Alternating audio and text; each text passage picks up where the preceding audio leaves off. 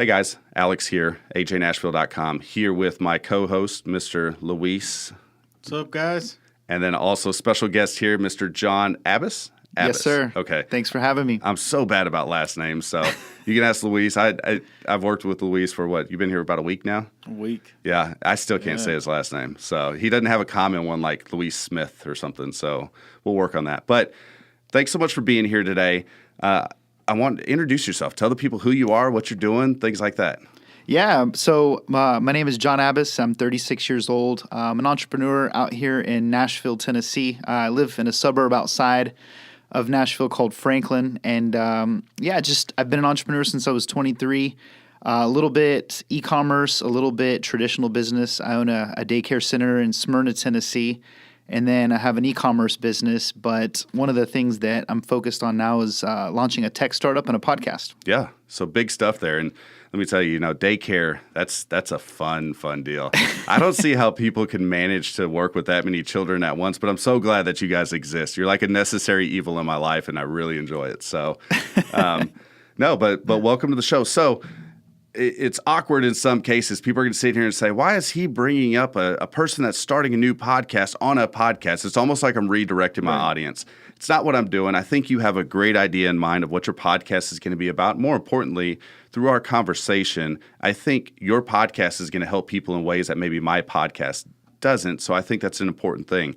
You talked a lot about mentors and growing and the different things you've done in life. Being 23 years old and starting a role as an entrepreneur when entrepreneurship wasn't even cool. I mean, think about it. You're talking about 13 years ago. Who ever heard of an entrepreneur 13 years ago?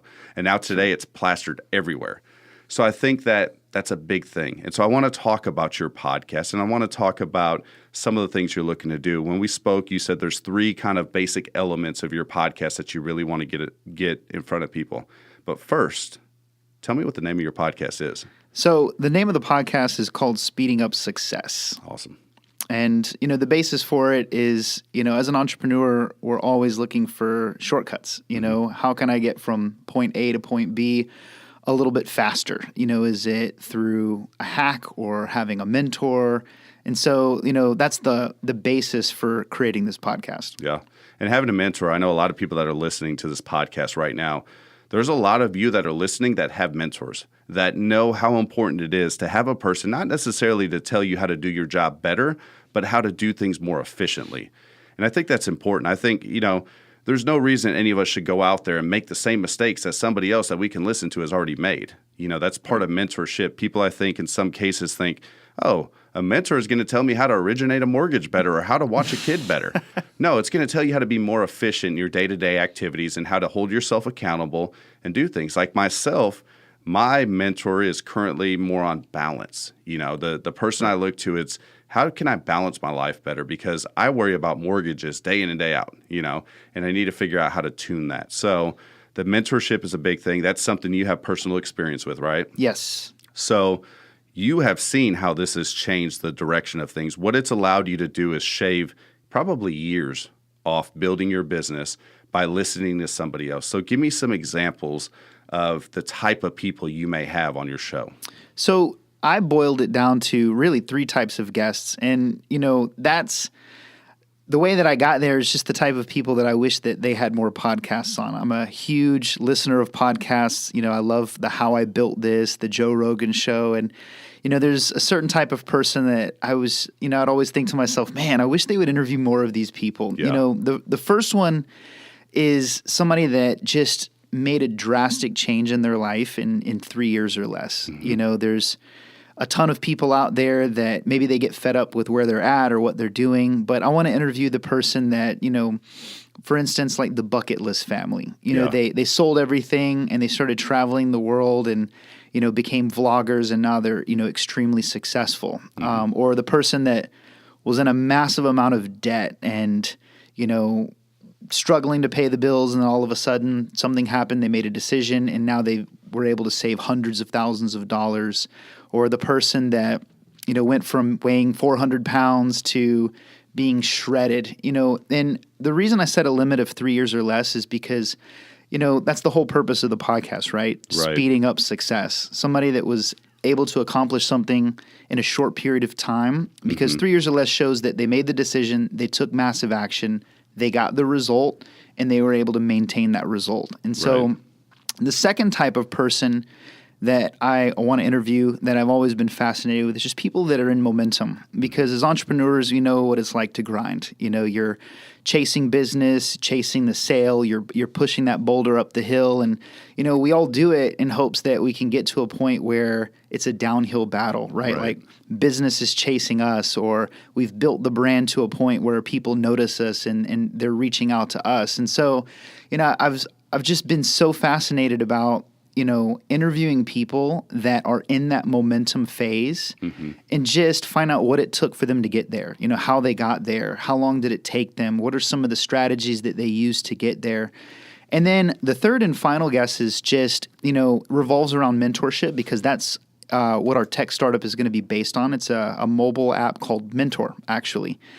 And, you know, every success that I've had has been because of mentors. You know, I had a mentor a long time ago tell me, he's like, John, you know, you can spend a lifetime learning from your own mistakes or lunch learning from somebody else's. A mentor is the ultimate shortcut. And so I want to interview two types of people, you know, people that have achieved a lot of success because they had great mentors, and just find out, you know, how they got them, what the relationship is like, how, you know, how they found a mentor. And then I want to interview the mentors themselves, because, you know, they're looking for people to teach. That's legacy. Right. And just find out what they're looking for when they want to take somebody under their wing. So those are the three basic types of guests. I won't limit it just to that, but that's the main thing that we're focused on. So let me ask you this. Have you ever considered being a mentor for somebody else, or are you a current mentor? Absolutely. I mentor several people, you know, in just marketing and sales and leadership and things like that. Yeah. I don't want to say that I'm an amazing mentor, but, you know, I feel like a mentor is just somebody that's a little further ahead than somebody else. Absolutely. And what I call it, it's funny. I call it a hand up, not a handout. All you're doing is you're helping people that are currently trudging along the path that you've already ridden. And you're just saying, hey, you know what? I did this. You're doing that, but we should do this, and let's see how that result comes out and changes. That's right. And that's huge, because I think the selfless act of helping people, what most successful people know that people that aren't successful don't believe or don't know, is successful people are willing to help you as long as they see it as something that's worth their time and their energy. You know, you can't take someone like Warren Buffett and show up and say, hey, man, I don't go to work on time ever. I don't care to do anything bigger, but will you mentor me? Because he's going to look at you and say, probably not. Right. Not to mention, if you reach him, that's probably you've probably done things there. But, you know, you want to see someone that's interested in doing something and pushing themselves forward. And I think a mentor investing their time in somebody, that's huge. There's one thing that we never give back. I could pay you $1,000 for you to teach me, but I can't buy your time back if it's wasted. Right. You know, yes, I've paid you $1,000 to teach me something for a week, but if I've just wasted your time and you look over and you say, man, this guy paid me $1,000, that felt good, but he didn't do anything I told him to. That didn't feel good at all. You know, and you see that a lot, though. It's funny, because in what I do, there's a lot of mentors. Everybody is a mortgage professional coach, you know, Right. and you see it a lot. But there's not a lot of action takers. And it's that small, they say it's about 2% of the people that you teach will actually do something that you taught them. So that's why it's great. You can literally teach people from start to finish how you started your tech company, and you don't have to worry about the competition, because most of those people will never act upon it anyways. The other thing is, you know, you were talking about people that do things in 3 years. That's massive action. If you're a person that's struggling, let's say you're 300 pounds and your goal is to get down to 175, that takes massive action. That takes changing diets, changing routines, going to the gym, you know, getting a personal trainer. Once again, a mentor. A personal trainer is exactly that. It's a person that's going to hold you accountable and create things for you to do to get to where they're at. Massive action, I think, is huge. In 3 years, to me, that's the perfect window of time, you know. The focusing on the goal. You talked about the boulders, you know, and pushing the boulders up the hill and dealing with the daily struggle. You know, the one thing I know from building a brand, which you took note of when you came in the office, is as you're building, there's always someone that's like, that's stupid. Why are you doing that? Who uses their name for a brand? But the fact is, it pays its dividends in the end. You know, now I'm at a point where an offer will be accepted solely based on the cover sheet having my letterhead at the top of it. You know, that's big. And when you're focused on building something or doing something, it's a heavy task. But Right. eventually the dividends will pay back. So I think that's huge. So it sounds to me like you have some really great ideas in mind. Do you have a launch date? So we don't have a launch date just yet. My goal is to get 5 episodes under the belt. Yeah. And once I have those, I'll issue a launch date. We'll do a pre-launch party and everything. Sweet. So not as of yet, but coming soon. Yeah. Well, doing a podcast takes a lot of work. I know a lot of people think, oh, do a podcast, all you need is a cell phone. There are ways to do it that way. And at the end of the day, the most important part of a podcast is the message. It's not necessarily, hey, you have the nicest equipment, you have all this. I will say there's been some podcasts I've listened to that I've shut off, and I don't care what message he was saying. I shut it off because it sounded like they were in a bathroom, But the fact of the matter is having a good message to put out there and the consistency, that's something you and I talked about, and this falls back into the Boulder thing. Consistently doing a podcast and you see that you have 2 viewers and maybe you have 12 and the building of that, a lot of people quit. And that's the biggest thing. There's a million podcasts out there. It sounds to me like yours is one that people should tune into. I appreciate that. It's information that's valuable, and all of us being in my business, once again, a mentor is very important. It's very important in the balance of life. So anything else you want to say? I mean, we've got plenty of time here. You've got about 6-7 more minutes, and we can wrap it up. But as far as your working through, and what made you decide to do a podcast? Out of all things, out of all forms of marketing, and I know that you are a marketing professional when it comes down to it. Why a podcast? So it's really to fuel the platform that we're building. One of my mentors and just an idol of mine is a gentleman by the name of Russell Brunson. And I know of Russell. Yeah, so Russell created ClickFunnels, but what's fascinating is he owns the fastest growing software company in the world that never raised $1 of outside funding. Yeah. And the way that he did it was he educated people. He created what was called a self-liquidating funnel. And so he wrote a book called .com Secrets. Yep, I got and he gave it away for free, just charged you shipping. Yeah. And then he had an order bump where if you wanted the audio version, it would be an extra $7 or $12 or something. Right. And, it wasn't that he was trying to make money on that. He was basically trying to generate free leads because he knew that if you bought the book and you immersed yourself in his world, that you would come to the conclusion that you had to have his software to build your business. And that's how he grew so fast. Right. And so, the platform that we're launching is called Mentor. And it's just a marketplace. It's like Airbnb for learning, peer-to-peer learning. Right. And it stemmed from a problem that, me and my fiance had, about a year ago. I was trying to learn how to build an email list. I was trying to learn how to do a couple of marketing things. And my fiance was trying to learn how to sew because she loves fashion. Yeah.